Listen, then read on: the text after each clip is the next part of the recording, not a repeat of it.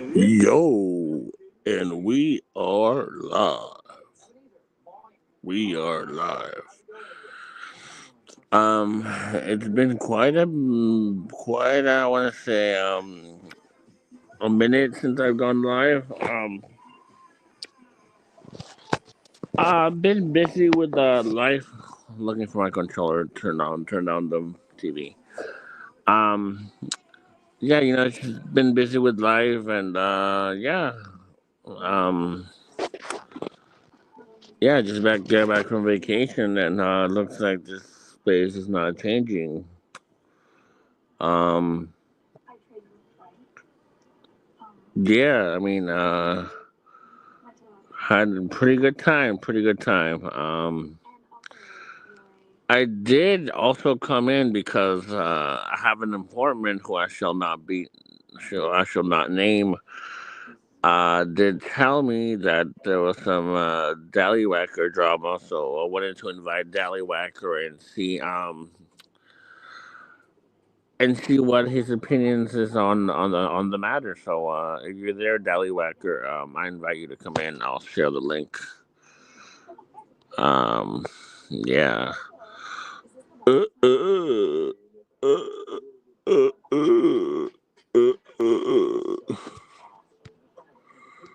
uh, uh, yeah, yeah, yeah, yeah. I'm gonna go. Yeah, yeah. Uh, uh, uh, uh, uh. There's a link if you want to join Dallywhacker. Uh, uh, uh.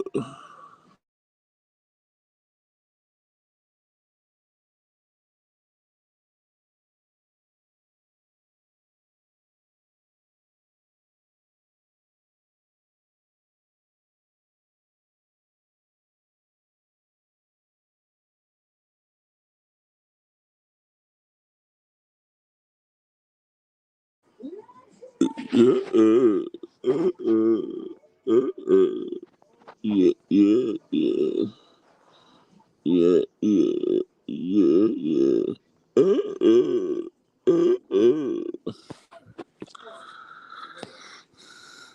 All right, so yeah, let's try to get Dallywhacker on.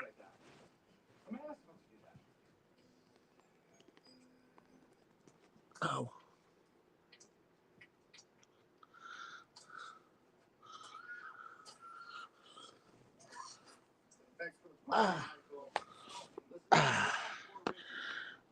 yeah, yeah, yeah, yeah. Uh, uh, uh. Yeah, yeah.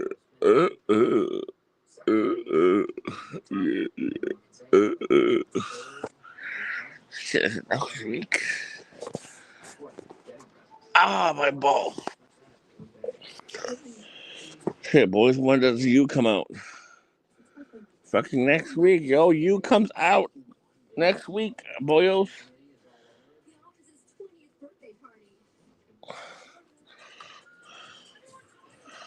Fucking you comes out. Five. Shit coming out. In the fifth and final season of You, Joe Goldberg comes home to New York City after gallivanting around the world chasing, is it love? Well, yeah, sure, he's chasing love, and I mean, let's be real, he's doing a horrible job. How did we get here? Let's start from the beginning. Joe meets Guinevere Beck, aka Beck, at his bookstore Mooney's. There's some flirtation, shared smiles. They're discussing the literature of Paula Fox and Dan Brown. They're definitely turning it on. Then his co-worker, Ethan, suggests, She read her number on there? I'd be Googling the hell out of her right now. You know her full name? "Oh no, Ethan, what have you done, Ethan?" Always be closing that shit. So Joe goes down the rabbit hole, trying to find anything and everything he can about Beck, including her address. Every account set to public. You want to be seen. He learns a lot about her. She's an aspiring poet. She has a group of wild friends, a toxic boyfriend. She's kind of a work in progress, but nothing he can't help. She's just missing direction in life, and curtains, and spidey sense. Joe is on the pursuit, and he wants to be the only one for her, a protector who's always there for her, literally. And he's also trying his best to be the overall perfect man, someone everyone can love. He even takes his young neighbor Paco under his wing, sharing his favorite literary classics and a sandwich, without washing his hands, which I've always noted and has always really disturbed me. Now, Joe's wooing of Beck actually kind of works. They're hanging out, going on dates, having fun. He's tracking her every move, taking out the ops. There's a glass cage involved, but you shouldn't worry about that. You know, it's things only Joe would think were normal courting behavior. I'm sorry, I have to go. The things are actually going pretty well for Joe and Beck. He can really see this lasting. What was that, 8 seconds? But Beck's best friend, Peach Salinger, yes, of the Salingers, is suspicious of Joe and getting in the way of their budding relationship. Ghost him already. So he takes care of that. After a while, Joe and Beck's everything ship starts to crumble. Beck starts looking for a place to vent, and maybe a little bit more. With a new therapist, Dr. Nikki. Oh, and guess who just happened to start seeing the same therapist? After some soul searching and a bit of, well, we can call it research, Joe and Beck agree to break up. Enter Miss Karen Minty. She and Joe have a flame, but Joe just can't get Beck off his mind, and vice versa, so Karen takes a swift Minty leave. Turns out you're my go out of jail free card. So Joe and Beck are back on track, but Beck can't help but think about... What he did to me, one of these days he's gonna do to you. Or worse. Maybe he'll do whatever the hell he did to Candace. Candace. So he starts down a rabbit hole trying to find out the truth about this infamous Candace. For whatever reason, Joe doesn't seem to want to talk about it. To calm her suspicions, Joe tells Beck the truth. Well, his version of it. I need you to tell me what happened with Candace. She broke my heart. And just like that, they're back on track. Woo! Except, but do you remember Dr. Nikki? Joe decides he needs to listen to his gut and try to get some answers about what might be going on between Dr. Nikki and Beck. Beck. You were for months. He tasted you. And after uncovering the truth, now it's time for Beck to quell Joe's words. You too. And look at that. They're back on track again. These two are track stars. But then Beck finds Joe's secret box of treasure, which is completely normal and not at all disgusting, and which ties him to Benji's disappearance and Peach's death and even her missing phone and other items. And poof, now she's in a box. Look at that. It's a tight metaphor. In his own twisted way, this is how Joe thinks they can save their relationship and each other. I have done. I could have done. And he's right. Beck devises a plan. She writes a book that pins Joe's crimes on Dr. Nikki. There's this part where I talk about a box of mementos that I found on Nikki's property. Evidence. Beck is able to play Joe, luring him into opening the glass cage, and she pulls the old typewriter switchblade switcheroo on him and locks him in the cage to make her escape. She runs up the stairs, only to find the door is locked. He's gonna kill me! Open this door right now! But luckily, Joe's good old friend Paco was there to save the day. Oh no. It must have been that fucking sandwich. So, that's a wrap on Beck. But it's not the last we hear from her. No, in Joe's final act of chivalry, he gets Beck's book published. The one incriminating Dr. Nikki for his crimes now, including Beck's death. So life is back to normal after murdering 6 people. Until one of them walks right into Mooney's. In season 1, the reflected Joe's affection for Beck, his mission to be her perfect man, and his goal to protect her create a visual sense of comfort until it turns into smothering, or should we say, strangling. Welcome to season 2 and welcome to LA, Joe! After his confrontation with his ex Candace, who somehow unalived herself after he tried to bury her in the woods, Joe hightails it out of New York and flees clear across the country. And what better place to act like everything is fine than the City of Angels? Oh, by the way, he goes by Will now. But we're going to keep calling him Joe for the sake of this lovely recap. He gets acquainted with his neighbors Ellie and Delilah, who honestly don't think much of him. Not on social. He gets a job at a very LA-esque cafe/bookshop called Anoveling with a soon-to-be bestie, a friendly and chaotic aspiring screenplay writer named Forty. And then there's love. No, not that love. The lowercase L, just done with that kind of love. Excuse me? And now, there's love. Do you think this peach looks like a butt? Joe truly just cannot help himself. Despite his attempts not to give in to his old habits, some things never change. In fact, he's been following this love Quinn ever since he moved to LA. Shocker, spoiler, found an apartment that looks right into her window, and works at a store that's owned by her wealthy family. Another fun fact, Will Bettelheim isn't just a silly new name. No, it's actually the stolen identity of a man Joe bludgeons and locks in a brand new glass cage, which he builds himself every season. It's almost perfect until the real Will's past comes back to haunt him. But he eventually lets Will out after Will gets him out of a bind. Let's not forget, Will is a bad man. Back to Love and Joe. Love is actually kind of into Joe. She's very into Joe. She shows him around the city, takes him on a little food tour, and cooks him a meal. She even starts leaving him love notes with baked foods in his work locker. And it works. Joe's falling for love. He even got a new box of treasures. Things are looking up for Joe and Love, but then, surprise, Candace tracks down Joe and is determined to ruin his life under her own alias, Amy, at a lovely family welcome hosted by Love and 40's parents. You hurt me or the Quinns, I reveal your identity to everyone, and everything gets turned over to the authorities. Are you crazy? I'm just trying to talk to you. But that doesn't work. In fact, Love and Joe's relationship is so strong at this point that that is the two most beautiful words you can say to another person. These two are seriously fucked up. Then Candace breaks into Joe's apartment to try to get evidence of his crimes, but Love is onto her and catches her in the act. She gets Candace to spill everything about Joe, and that leads to their breakup. Joe and Love go their separate ways and start seeing other people. Love starts seeing Milo, a tall Australian glass of water. Joe starts seeing Delilah, but something about Joe doesn't seem right to Delilah. No, it's not that. She starts investigating him after a cop friend suspects him of a mysterious murder. Delilah, that was the same night that Henderson was murdered. And that lands her right in the old glass cage. But Joe promises, as he does, he'll let her out the next day, giving him enough time to make arrangements to wrap up his loose ends in LA and flee the city. Unfortunately, Joe's timeline is interrupted when 40 kidnaps him to hunt her down and help him write a screenplay based on the book The Dark Face of Love. Does that sound familiar, does it? When Joe finally returns to release Delilah, he finds her dead, and he's not the one who did it. Love not only kills Delilah, but also kills Candace, and all to protect Joe. This is not the Love he thought he knew, and Joe's ready to get rid of her. But she's preggers. To make things even weirder, it turns out Love had actually been stalking Joe ever since they met. We're soulmates, Joe. It is a match made in hell. Maybe I got a little. So Joe reluctantly continues this relationship. 40 starts closing in on Joe as his research for his screenplay about Beck's book and his own suspicions about him lead him straight to Dr. Nikki. And we know what happens when someone gets too curious around Joe. Jump ahead, Joe and Love are expecting, so they leave the city behind and move to the suburbs. Life seems good. And the views are great too. They're in the millions. Exactly where I had to be to meet. Season 2 goes bright and almost blinding against the Los Angeles backdrop. Joe attempts to outrun his past. He tries to blend into obscurity under this harsh and exposing light. Season 3 is a fresh start for Joe, Love, and their newborn baby Henry as they enjoy a quiet life in Madre Linda.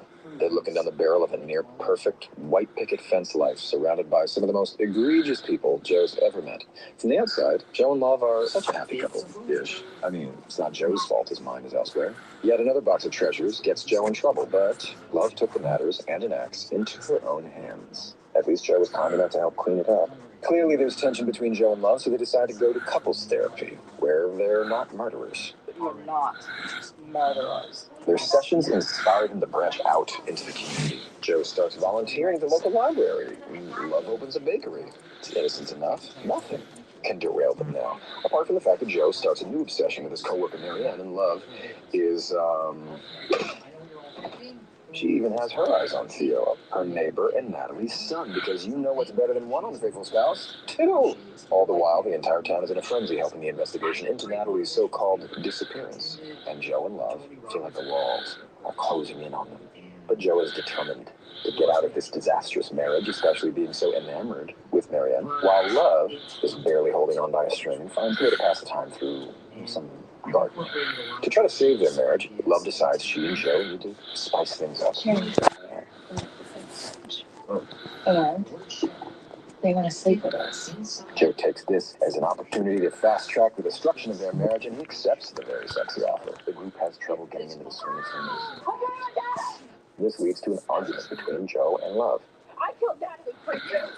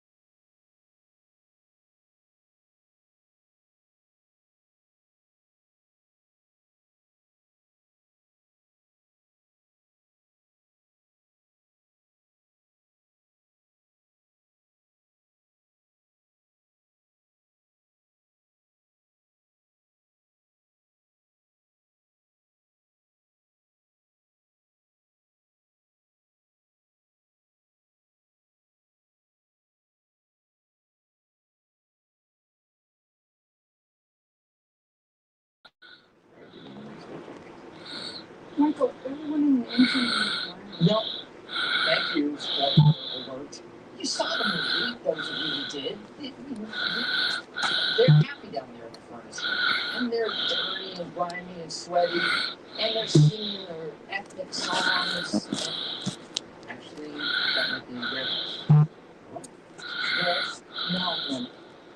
Okay. Well, okay, in a nutshell, what I'm saying is leadership. Okay, let's not worry about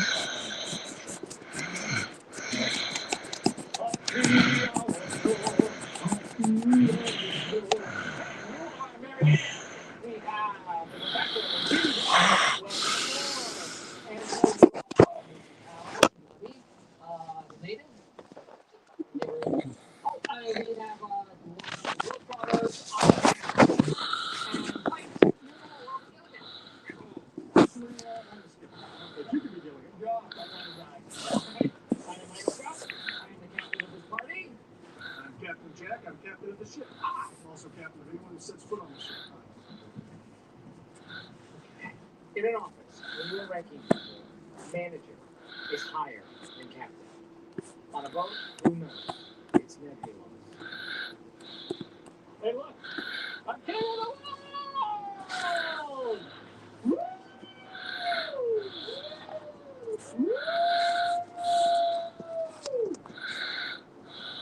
Like a relentless man, moderate to severe ulcerative colitis symptoms can keep coming back.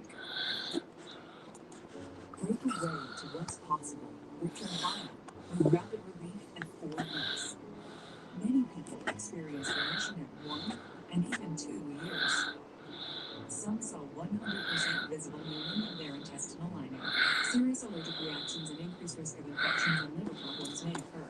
Before treatment, your doctor should check you for infections and TB. Tell your doctor if you have an infection, flu-like symptoms, or if you need a vaccine. Healing is possible with Tremfya. Tremfya is now approved for Crohn's disease. Ask your doctor about Tremfya. Welcome to Visible, the ultimate wireless hack. It's one line powered with unlimited data utilizing 5G network for just $25 a month. But you already knew, didn't you? Slippery Duster traps 4 times more dust for clean, even marble tools up. Reach. Making hard to reach. So easy. Slippery. The mother of all cleaners. Love it or your money back. We made a promise to our boy Blue that we would make the healthiest foods possible, with the finest natural ingredients, and real meat first. And that's our promise to you and your dog or cat. Because when you love them like family, you want to feed them like family. We've never spoken, but you've told us many things. That you love Star Wars, hate Marvel. Occasionally, your right foot is a little heavy. The Lexus ES didn't begin in the studio. It began with you.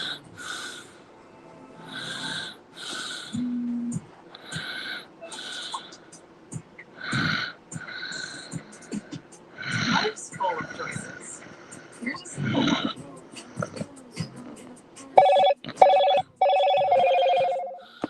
Protect the skin, sir. The skin you defend. Every day is sunscreen day. Hey, it's your skin. I'm craving a refreshing cleanse that doesn't disrupt your barrier.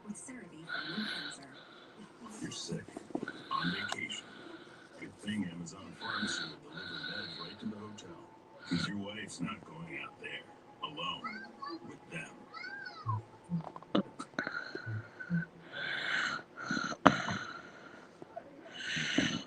Don't worry. Fastpass saves you money. So you can stick your trip to the grocery store and stay right where you need to be. Fastpass brings your door to more savings. You know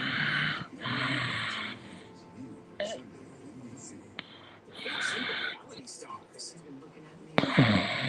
The Journey for Love is about into Bravo's Lovers. The series premieres April 27th on Bravo and streaming on Peacock. Okay, all right. I'm your captain. And I'm regional manager under Mifflin, Michael Scott. Please, the life preservers. They are located underneath the seats all along. Don't worry, we're not going to be needing life preservers. Well, we might just going to be. Okay, please let me get well. Okay? Thank you. So, Coast Guard requires them to tell you what the safety exits are. On this ship, it's very easy. Anywhere over the side. Not only am I your ship's captain, I am also your party captain. Woo! We're going to get it going here in just a few minutes. I'm your party captain, too, and you are going to put on your dancing shoes later on. So we're going to rock it. Okay? If the boats are rocking, they'll come knocking. All going to have a good time tonight.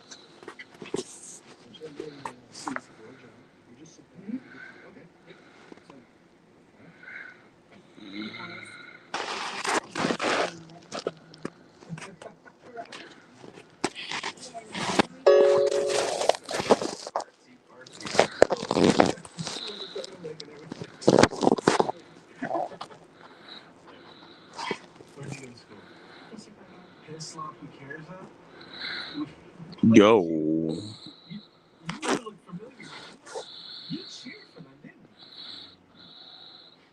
Yes, I did.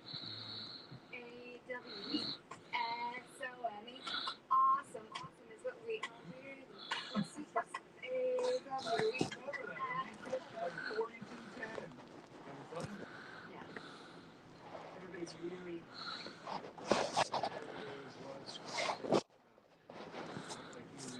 Yo. Yo. Right now. Yes. Okay. Listen up, all you Dunder Mifflinites. I would like to talk to you all about life preservers. Now, one important life preserver in business is IT support. Now, Mike, we're doing the limbo. That's right, partners. It's time to limbo.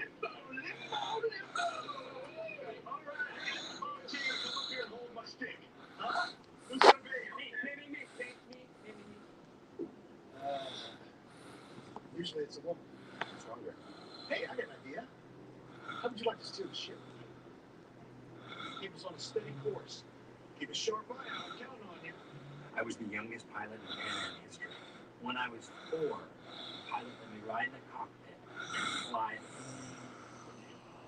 And I was 4, and I was great. And I would have landed it, but my dad wanted us to go back to our seats.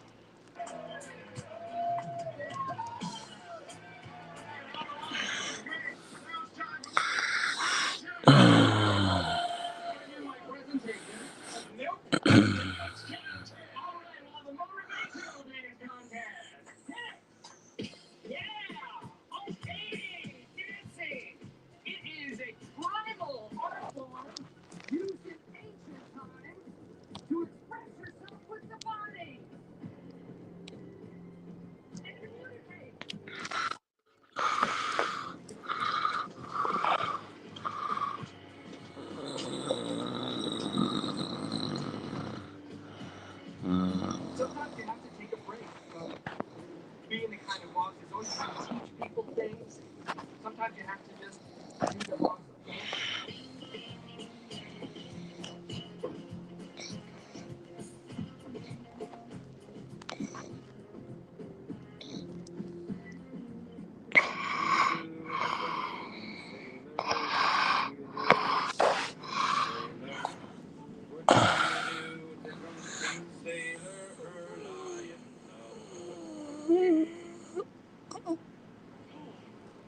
why you have to. I can't. Do you want us to run a ground floor?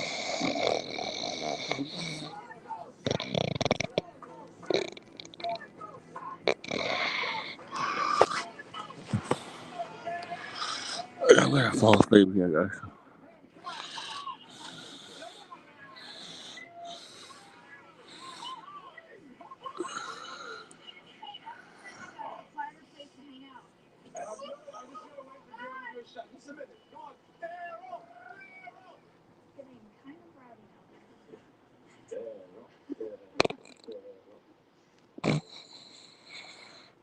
Sometimes I just want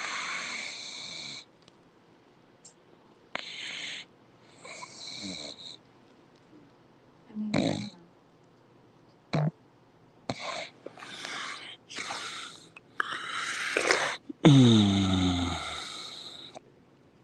So,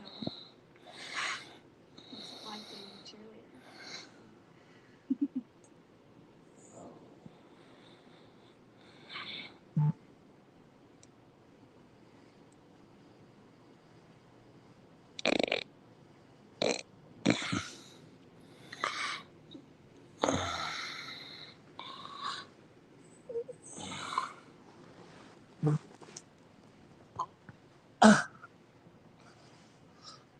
I'm cold.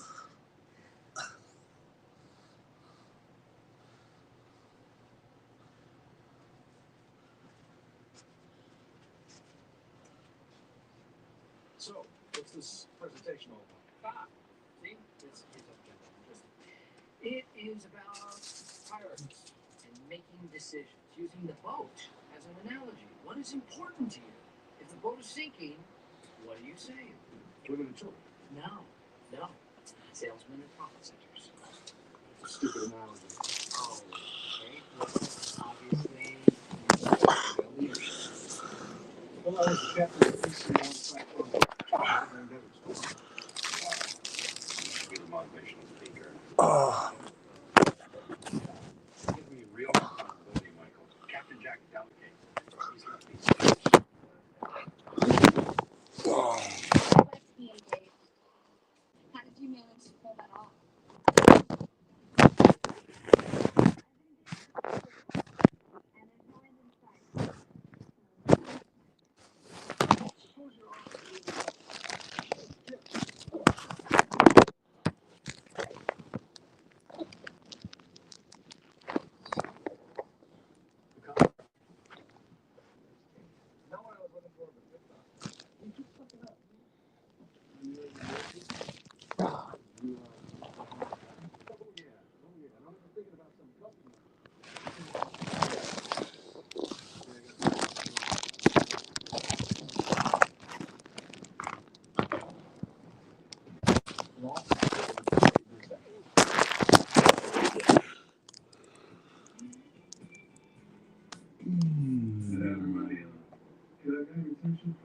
Style they end up in a glass cage. Love is in charge of handling Sherry and Carrie, while Joe. Dan, Too late. I think enough is enough. Then we should set a date for a wedding. June 10th. Come on, let's do it.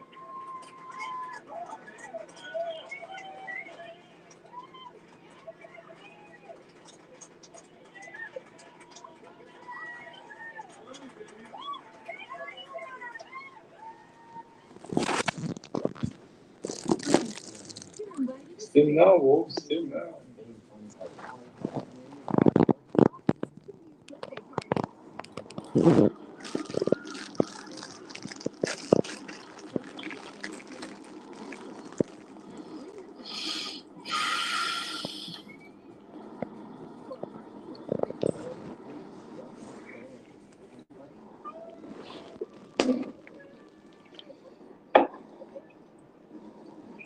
What was Max's reply? I don't know, what was it? Oh, he's so curious what I replied. Kiss the feet! Who's this Kim, by the way? Then.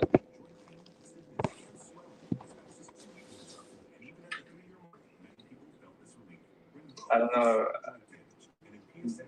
Springfield seems for some reason. Trigger healed. Tricky tree.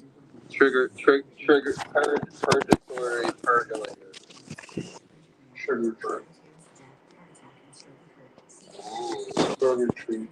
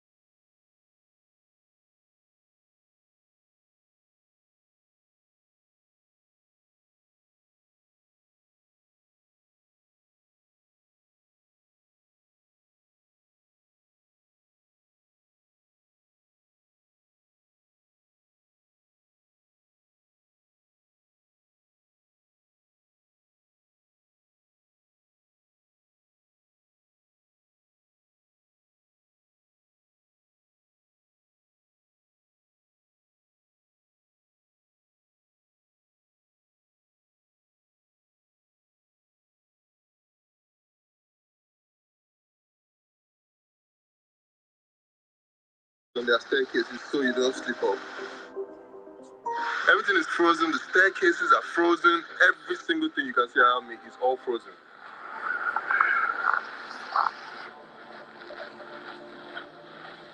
Currently, today is Sunday, and I can see all the cars here are parked in front of the Orthodox Church. During the duration of the service, everybody literally left their cars running, and they went into the church to pray, and church service is just over now. If you switch your car off, the engine oil freezes, and then you can't start it again. The car is on, but nobody's literally inside.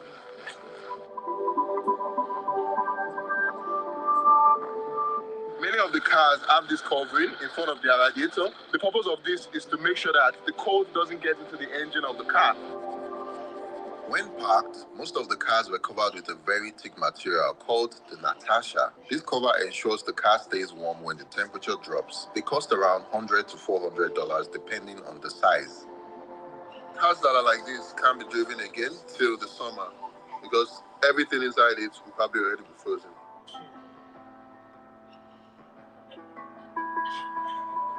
So those people who have money, they can have access to these garages that are heated. Like this is one heated garage here. And you can see there's pipes outside. And if the person parks his car inside this heated garage, it doesn't get frozen.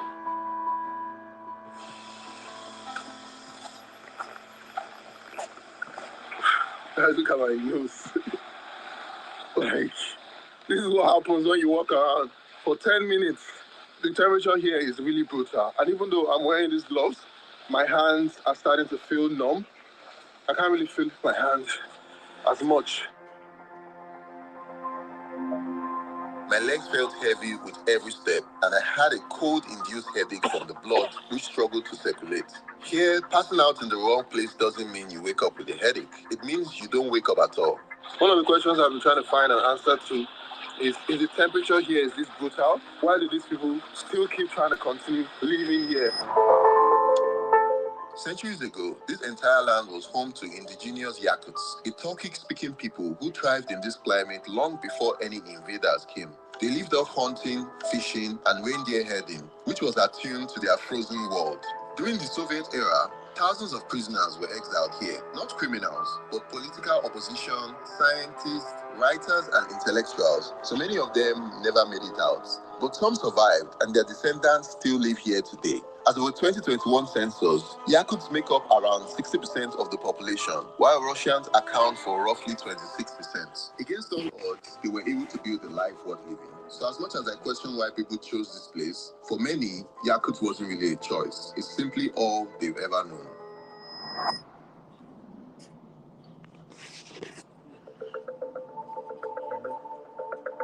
Even the snow that is falling is so dry. It's like sand falling from the sky. It's not even like normal snow that has a lot of moisture.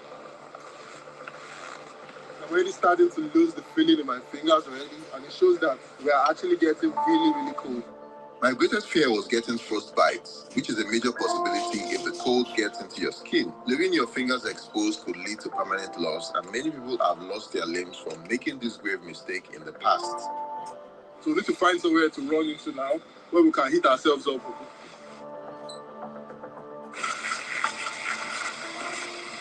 Oh, this is locked. Let's find somewhere else.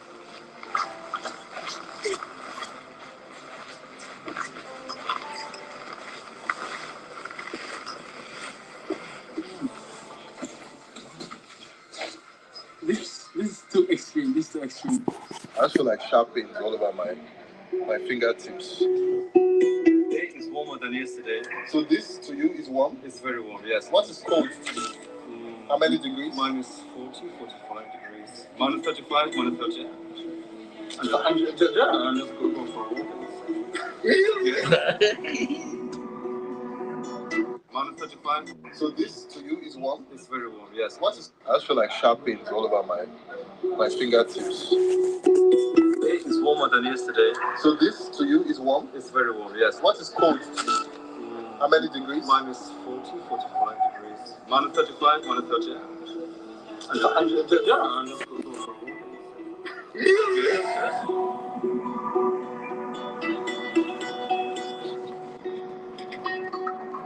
Signs and traffic lights here haven't just left alone. They must be cleaned daily or they'll be buried under layers of frost and ice.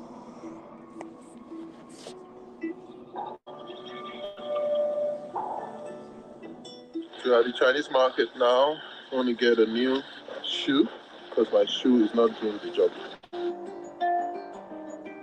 In Yakut, normal clothes just don't cut it. Dress for the weather or freeze to death. Just ask for inside. But go inside, it's always out. As stored food to make it through the cold season.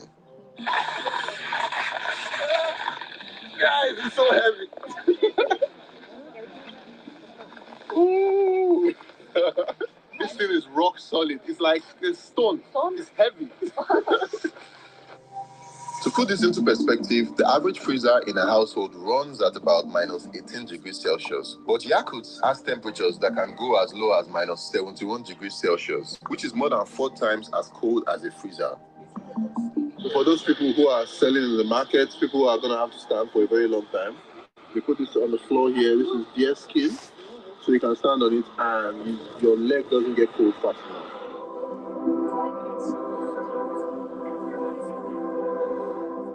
So she's wearing 2 of what I'm wearing just to keep herself warm whenever she's selling fish in the fish market because it's really cold here. So this 2. Hello, how are you? The primary language of the locals is Yakutian, but over 70% also speak Russian. Very few people here understood English. When she's cold, she drinks tea. Yes. Oh wow. Hot tea. Hot tea. Of course. I heard you guys eat horse here. Yes, horse. Where's it? Where's horse? This one? This horse, this beef. They eat horse in Russia or just Yakut? No. Russia don't eat horse. We Yakutian people, we eat horse. Why? Does it make you stronger? It's normal. It's traditional. So, can I try out tasting horse later today? Of course. Okay.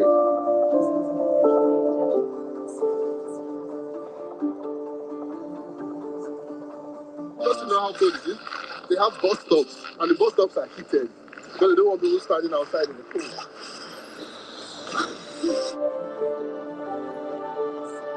The reason they created bus stops like this is so that people can stay inside of one place while they're waiting for their bus.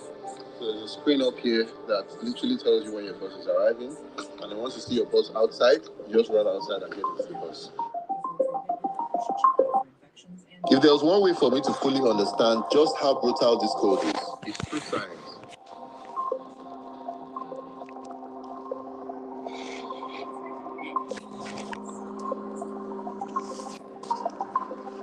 We have an apple here, we have a banana, and we have eggs. So here, we have boiling water. You guys can see, it's literally boiling water.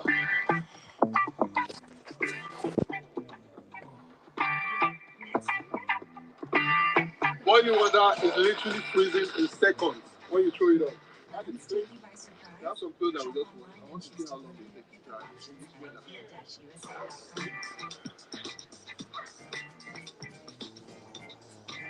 want to see how long it's going to take to freeze. I have this banana that I left outside, and we're going to use it as a hammer to nail this into the wood. Check it out. That broke. This is actually really strong. Let's try it with this. With the apple. Oh wow, this actually worked. And see, the apple is really smooth because it's literally as hard as a stone. This egg, we left it out for 5 minutes and it has literally cracked open by itself because it just expanded due to how cold it is. This is what happens to an egg that is left outside the apple. You can see we just left it out for less than 10 minutes and it's literally already frozen. Look at it. If I wanted to eat it now, it's frozen already.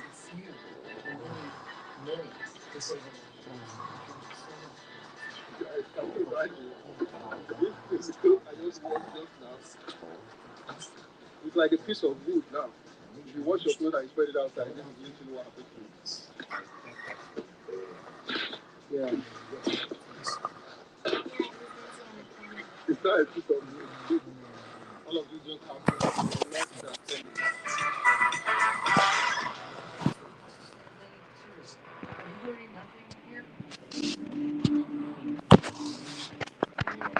Surviving in Yakut isn't just about dressing warm. It goes way deeper than that. It's about adapting your entire way of life. Due to the fact that we're in the coldest city in the world, the way they build their building thing is totally different. All the buildings have to be built on pillars. If houses start directly on the ground, the permafrost will shift, causing buildings to crack and collapse. The permafrost is a permanently frozen layer of ground ice that runs 400 to 600 meters beneath the ground, making building and construction in Yakut very difficult. This one is missing already because there's no separation between the foundation and the actual building. Every day. You can see the building tilted already. I don't know, like 30 seconds.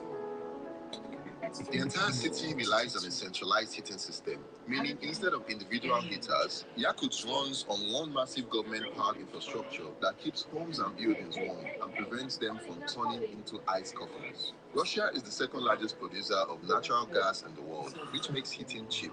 Without this continuous heat supply, people would freeze to death in their homes. That's also why buildings here have multiple doors. There are 3 different doors that you have to go through before you get outside. So this is 1, this is 2, and the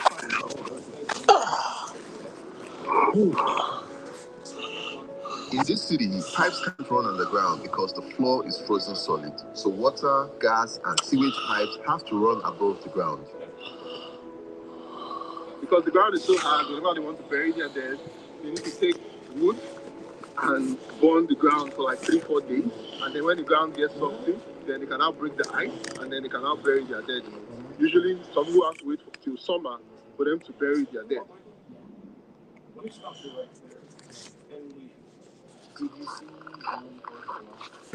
This is the lake now, but it's literally frozen at the moment. I'm literally about to walk on water right now. Here goes no people. Why don't you just go down like, you know those movies that they go down in ice?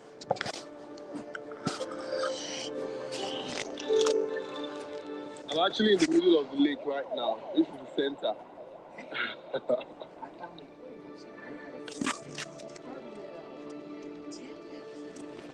The camera screen is already misbehaving. It's so difficult to film outside here, man. To continue filming, I had to devise a plan. When we film with gigs, we have to come back and put the cameras and the phones and everything on the heater because it's so cold outside that you can only film for 5 minutes, so everything just starts moving. So we have to keep our cameras so that they get warm, so we can go out again to film. So filming here is crazy. This is the hardest place I've ever had to film anything in.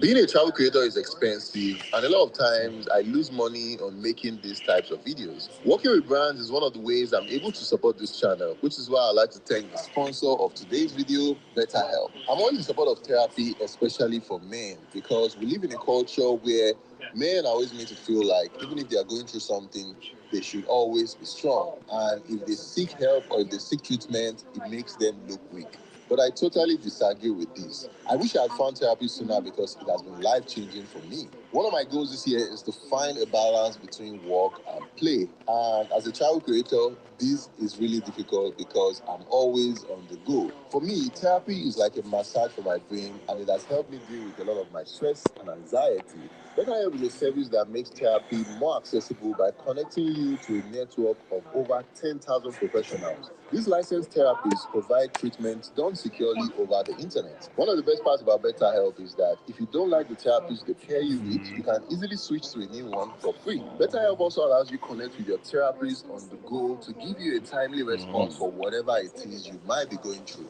I'm a giant fan of BetterHelp and I appreciate them sponsoring these videos. If you love to try out the service, they are offering you guys 10% off your first month. There's a link in the description and clicking on that link helps you get started.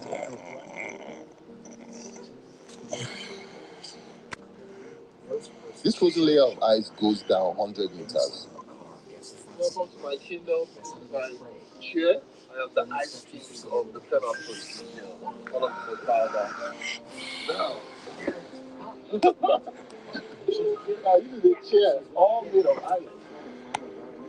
Ancient animals are trapped inside these ice, which means that perfectly preserved mammoths buried for tens of thousands of years have been found here. Because of climate change and the ice cap melting, some are now emerging from the ground, still intact.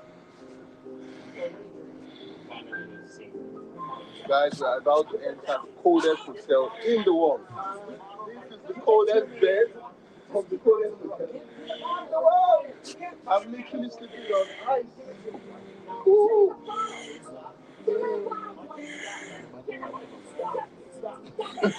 If you don't get it, forget about it.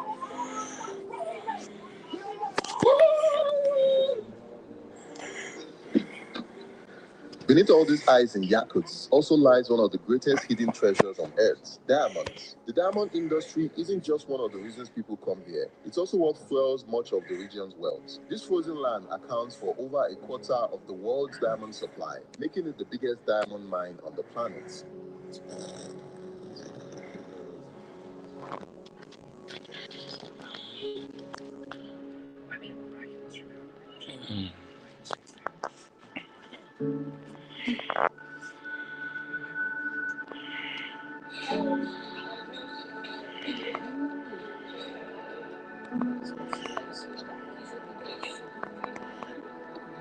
I've never tried outpost before, but we came to this restaurant and we're about to try outpost for the first time.